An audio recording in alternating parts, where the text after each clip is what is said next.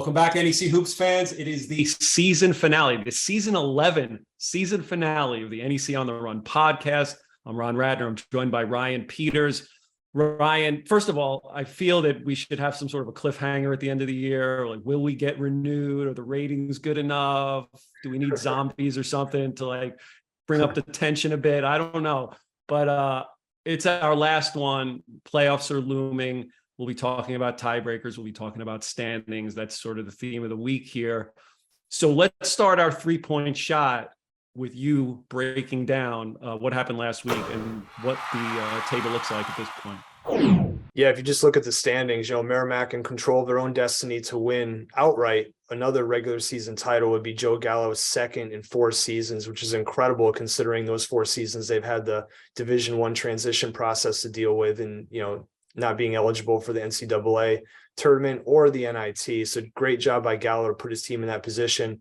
And then, FDU, SFU, they win some games. They're going to get at least one home game in the tournament. They have a chance there. And then Central Connecticut, they were 4-7 in league play. They actually control their own destiny for a home game in the quarterfinals. If they win out, and granted, it's a tough road for them. They're at Merrimack, and then they host Sacred Heart, who they haven't beaten in many years. That really doesn't mean anything because this is a different team now. But both Central and Sacred Heart control their own destiny. If they win out the final week, they will at minimum be a 4 seed in the NEC tournament and have a home game. So plenty to play for. Wagner, St. Francis, Brooklyn, they're still kind of in the mix, although it's not looking great for them at 6 and 8. But just a lot of jockeying for position here in the final week. So what we know is that 2 teams have clinched quarterfinal home games, Merrimack and FDU. There's 2 up for grabs amongst 5 teams. So from 8-6 SFU down to 6-8 St. Francis, Brooklyn, 6-8 Wagner, everybody has a shot to host a game. So that's some great intrigue heading into the final week. The regular season championship up for grabs amongst, SFU, while they can't be the 1 seed, they can conceivably pull a share of the regular season crown if every single thing breaks their way next week. So there's a lot at stake. Merrimack and FDU will battle for the number 1 seed, but SFU can go as high as 2. They also can go down as low as, I think, 6. So this is a big week for the Flash. Sacred Heart and Central, as you said, they control their destiny. 9 wins get you a home game. So they're both 7-7 right now, and they play each other. And then again, we have a chance at 5 teams finishing at 8-8, which would be a colossal tiebreaker calculus going on with me and Craig D'Amico on Thursday night. I'm already getting ready for that. Get out the charts. we got it, seriously. So it's going to be a lot of fun this week. And I like the fact that there's so much still alive that we don't know heading into the final 2 games of the season. So while we have a lot of parity, Merrimack has really started to distance itself a little bit. They've won 6 straight. They're playing their best ball heading into the end of February. Tell me a little bit about Merrimack's week and the trajectory that they're on right now. Yeah, well, they beat Hartford, which was expected, but then they went into Sacred Heart on Saturday and just took care of business. They led wire to wire. Beginning of the second half, they went on a 16-0 run, holding the Pioneers scoreless for 6 straight minutes. That's what their defense does, right? And overall, it was just a beautifully played game by the Warriors. They held Sacred Heart to under 40% shooting, 0.81 points per possession, generated 17 turnovers, and then offensively, they made their threes. That's been the big problem for them. But, when you have Devon Savage, more on him later, making 7 of 9, the team as a whole made 11 threes, and, they get, double-digit points out of Ziggy Reed and Jordan Minor, all as well in Merrimack, and they look to be the best team in the league right now. While Merrimack's firing on all cylinders, you mentioned Central Connecticut, Pat Sellers and company made their move they needed to, and now they're in a pretty good spot headed into the final week of the year. As we mentioned earlier, chance to host a game in New Britain. It's been a minute since they've done that. Yeah, they're playing well at the perfect time. They're rolling now, winners of 4 straight. And really all these NEC games, 3 straight for the NEC, have gone down to the wire, but now they're finally executing in the late game situation, which is what kind of bedeviled them earlier in the year. And, they edged it out against Wagner. They had a 10-0 run midway through that game, otherwise known to the analytics community as a kill shot that was critical in pulling it out, by 1 point. And then how about that triple overtime thriller against Stonehill, a game that had 16 ties, 9 lead changes, Ken Pom called it the eighth most tension of any game in college basketball this year. Because if you look at the win probability, it was up, down, up, down, up, down in those 3 overtimes. And, it's just fascinating. What did you enjoy most from those 55 minutes of basketball on Saturday?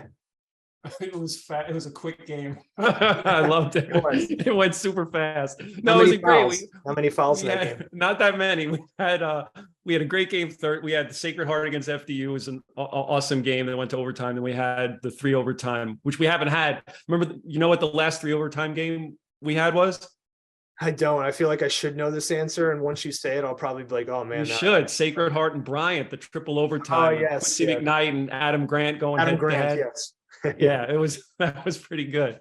So yeah, no, it was Central's playing really well. You're right. They're finishing games, and they've gotten themselves to the point where they're a legit, have a legit chance to knock someone off in the playoffs. Maybe they'll be doing it at Dietrich Gymnasium as well.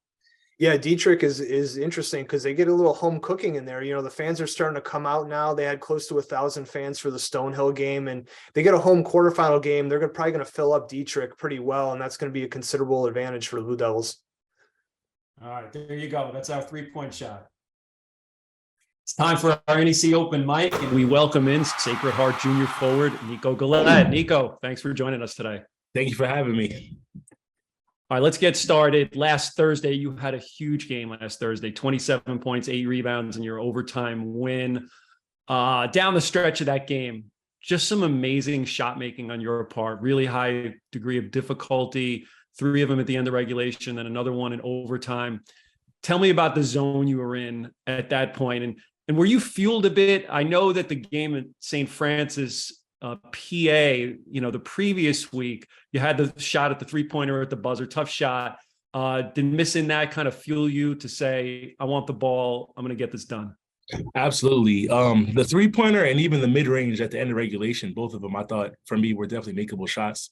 I probably watched them within that week to the next Thursday a couple hundred times. It was just on loop in my room. I just kept watching it. And I told my coaches I wasn't going to miss again. And thankfully, they called my number down the stretch a couple times versus FGU, and I got it done. So that was cool. Yeah, Nico, I watched the game, the end of the game, my daughter in 3rd grade, she just started playing organized ball, and I had to explain to her that what you were doing at the end of regulation was not normal. Like, it's not like, just 4 guys just get off to the side, let him do his thing. But, on the bright side, my daughter now wants your autograph. So congratulations on that. Yeah, anytime. So, one thing that you flashed in that game against FDU was your mid-range game. And, you look at the analytics, you're shooting 42% on those shots, whether they're short, deep, mid-range, you're in the top 40 percentile in college basketball. So you're doing a good job.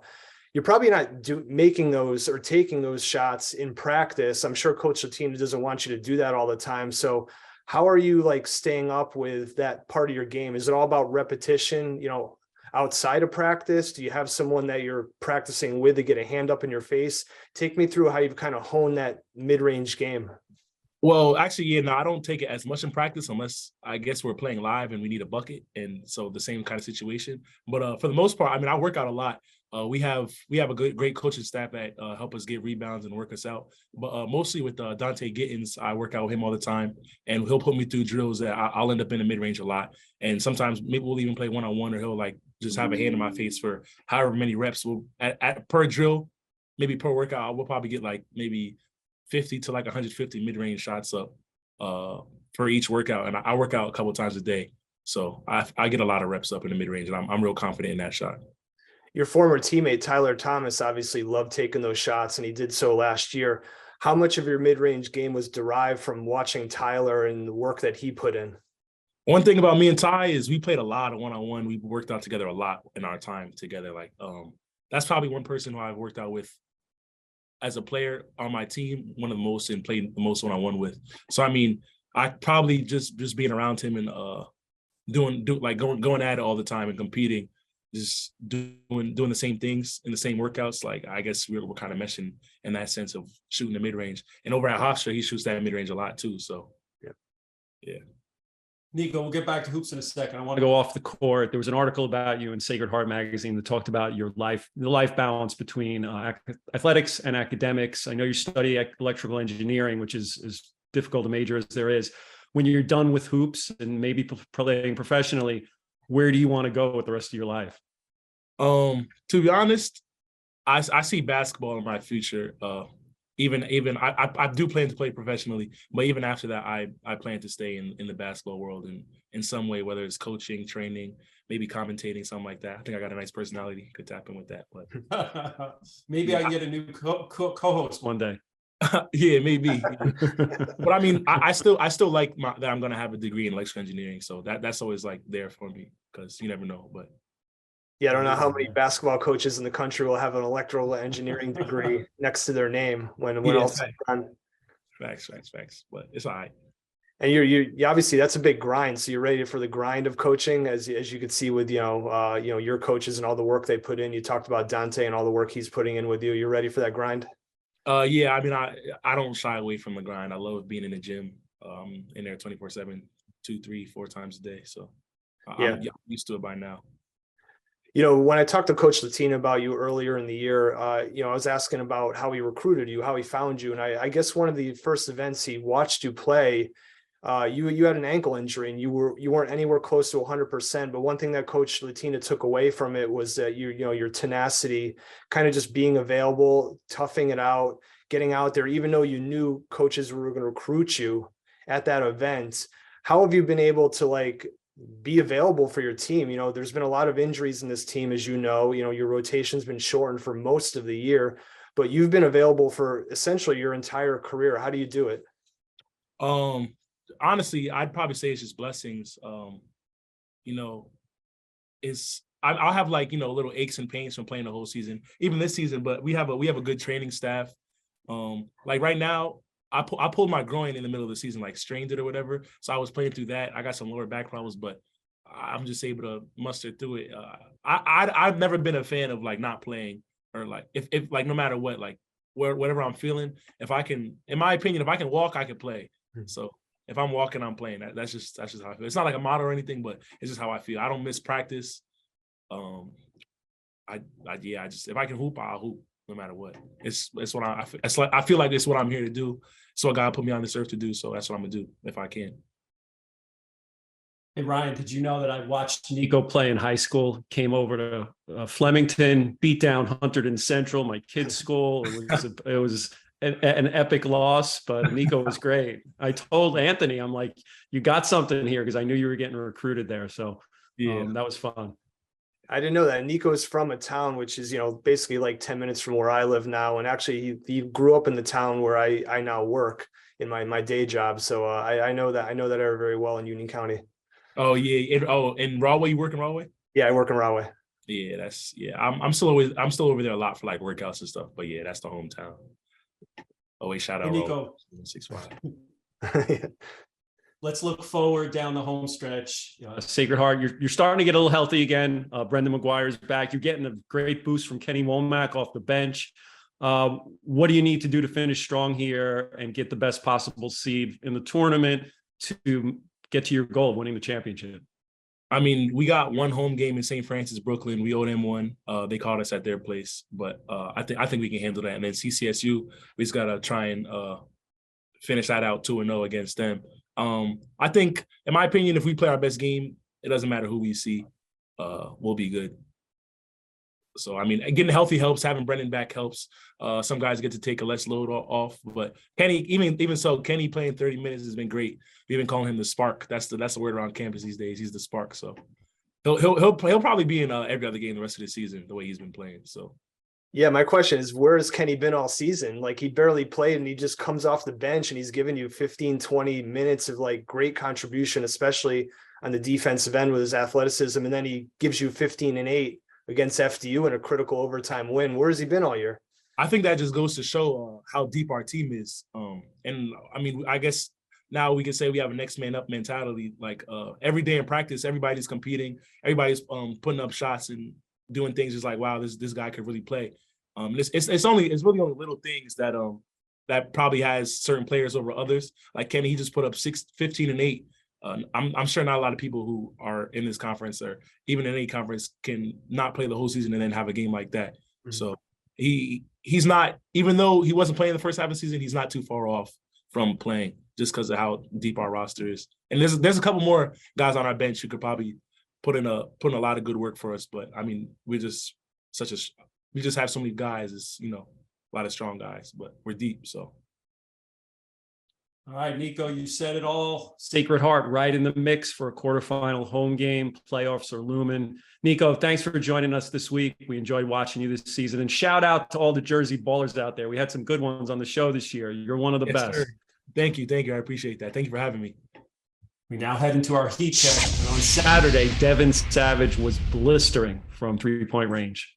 Lethal. He made 7 of 9 from deep. And that left corner, Ron, he was on fire, especially in that first half. 5 of his threes came from that left corner. A lot of them kind of in transition. You know, Sacred Heart was pressing and Savage was just kind of finding the corner, receiving the pass, and making all those shots in rhythm. Impressive.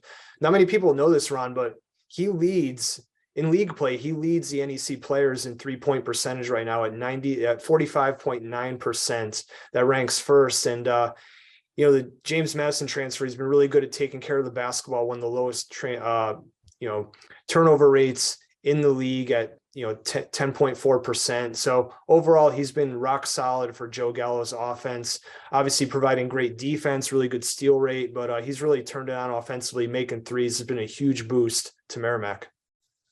You know who else has been rock solid lately? Devontae Sweatman on Central, coming off the bench. Talk about giving a team a boost. Yeah, combined 20 points on 7 of 14 shooting, 7 assists, 1 turnover in the 2 Central Connecticut wins. And believe it or not, he's been Pat Seller's most efficient scorer this year. A team high offensive rating of 110. Per synergy, he's in the top 14 percentile in effective field goal percentage when it comes to catch and shoot. He's really good catch and shooting the ball, especially from deep. And he makes his unguarded threes, which is a luxury for a coach. You hate it when you have a good look, you execute an offense, you can't make it. Sweatman's making the opponent pay. Another player who was making the opponent pay on Saturday was LIU's Andre Washington. We haven't talked about him this year. Really good player, great off the dribble, can take it to the rack, had 37 points, a career high. It was seemingly out of nowhere because it totally annihilated his previous career high. What a game. What a game. He missed a lot of time due to injury, but he came back and he was in quite a rhythm. He had, 9 of his first 10 games were in double figures. So we've seen this type of scoring production out of Andre Washington before. But as you mentioned, 37 points in a loss against St. Francis on 26 shots. He was dynamic. He was scoring every which way, had a couple buckets in the mid-range game from 3. He got to the rim. Very dynamic for Rod Strickland on Saturday.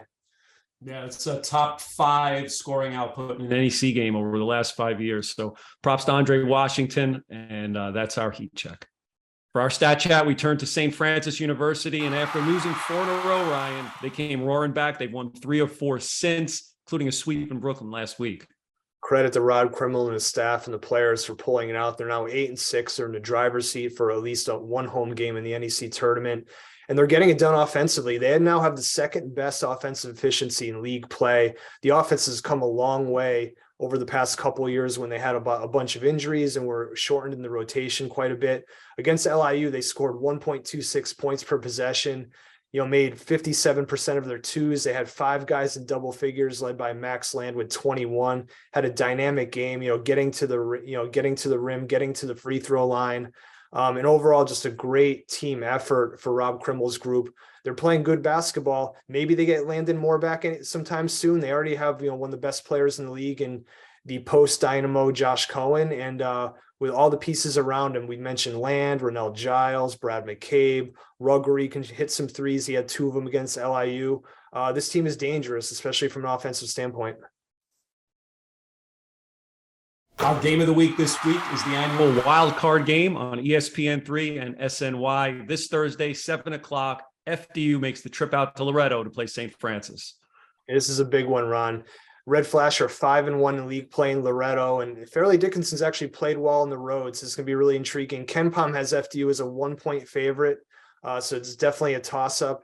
Looking forward to, we're going to see some great offensive basketball. You have the best offensive efficiency in FDU, the second best in SFU, and you got, just star power galore. You have, Maxwell Land and Josh Cohen on one side, then obviously Dimitri Roberts and Grant Singleton coming off a monster performance against Wagner. last week. So going to be a lot of offense. I think some high tempo basketball, and it's going to be a fun one. Should be good. They played to an 87-82 game in Hackensack. So this should be offense, more offense. It'll be great. A big game. Look, if FDU wants to be the number 1 seed, this is a huge game on Thursday. They need this one. And if SFU wants to keep moving up the seed line and host games or multiple games, they need this one as well. Yeah, it's interesting because FDU's actually played better on the road in league play than they have at home. So I don't know, maybe they don't want to play too many games at home. But yeah, Tobin Anderson is pumped up about this one. For him to get his team in a position where they're now 9-5, they could finish 11-5 and be a 1 or 2 seed possibly. Just a tremendous accomplishment out of him, inheriting a 4-win team and having to fill 8 scholarships and, starting in late April. He's done a great job rebuilding this FDU program. All 8 league games will be on necfrontrow.com, along with the NEC on the Run series of streaming apps. Ryan, it's a bittersweet moment when NEC on the Run podcast comes to an end each year. I'll miss talking to you every week. We do have the playoffs. We'll bat some stuff around in the playoffs, hopefully, and we'll see you at the championship game for our NEC Front Row Live. But 11 seasons total. How many have you been with us, Ryan? I believe 4 now. This is the 4th one. Oh my, you're graduating now. 4 years, me and Ryan. Maybe, hey, Ryan, how can I get into this analytics community that you keep talking about each week? It seems like a fun place to be. Sorry, it's an exclusive club run. You're not invited. All right, everyone. We will see you along the way. Playoffs around the corner, March 1st, quarterfinals, and we'll go from there. Thanks for joining us this season. We appreciate all the support.